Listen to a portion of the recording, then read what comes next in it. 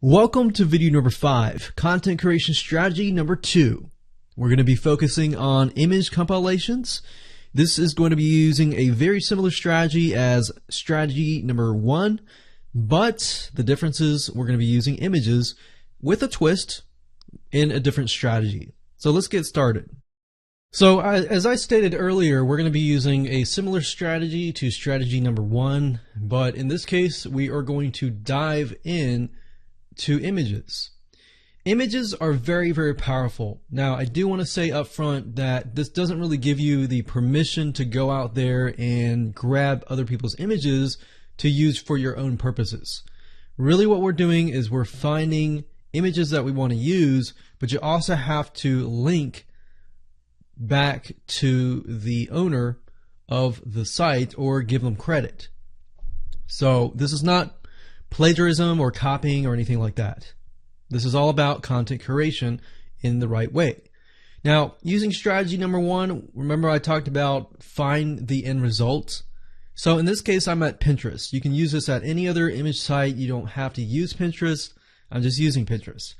So in this example, let's say for example that I am selling a video course or some sort of blueprint, ebook, whatever, on how to train your dog. And in this specific example, how to train your dog specifically in obedience training. So the end result would obviously be a dog who is an obedient dog.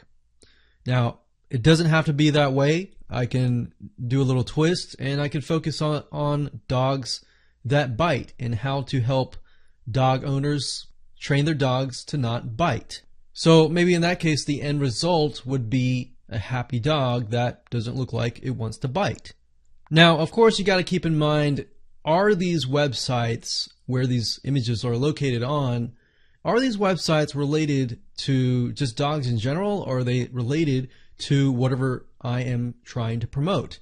Because in the end, yes, you can use images, but you have to use the links to the images. So you can't use the images alone. So I could go up here to Pinterest and do something like puppy crate training.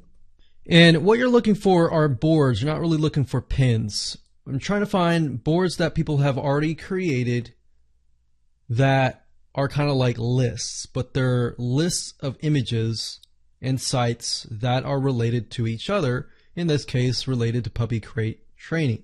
So ignore this one and ignore this one. Just go straight to the boards, as you can see here.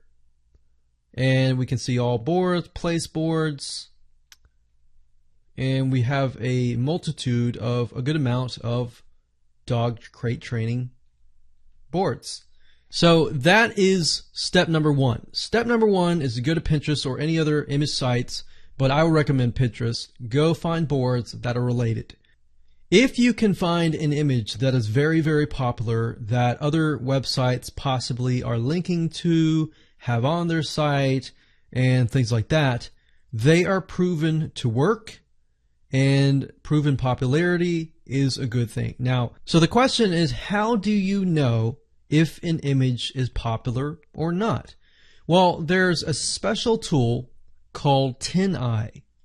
If you go to 10i.com, you can actually enter the image URL here, and you can upload the image here. And what this will do is it's a reverse image search. And what that means is it'll actually search the whole internet, or at least their database, of how many times the image actually shows up. Now, you can install this on the Firefox, Chrome, Safari, Internet Explorer, and Opera browsers. I have it personally installed right now on my Google Chrome browser. So all I need to do is simply go here, click on this, right click, and do a search on image on 10i. So what this will do is it'll scour the internet for other images that are the same thing. So that actually did not show up anything. It says 0 results. But then again, I did another search on this particular crate here, and I actually saw that there are 4 results, as you can see here. So we can see that actually PetSmart, Petco, Dog Crate Beds actually sell these crate beds. Now, sometimes you'll get images to have something like 12 or 20 or 30 or 40 or 50 or more results. The more popular the image is, that's a good sign. And the goal here, if you're following, is that step number 1, find images. Step 2, figure out if they're popular or not. If they are, then you don't have to reinvent the wheel. All you have to do is use those websites that have the images, link to them, react to them, comment on them, and then make sure that you have like 10 or 20 similar images and curate that content, respond to it, and then insert your own blurb that promotes your product or service.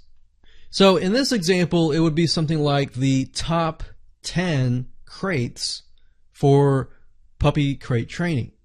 Okay, here's a list of crates. Now you have a crate. How do you crate train your puppy? Upgrade, buy my ebook or buy my video course as I teach you how to crate train your puppy.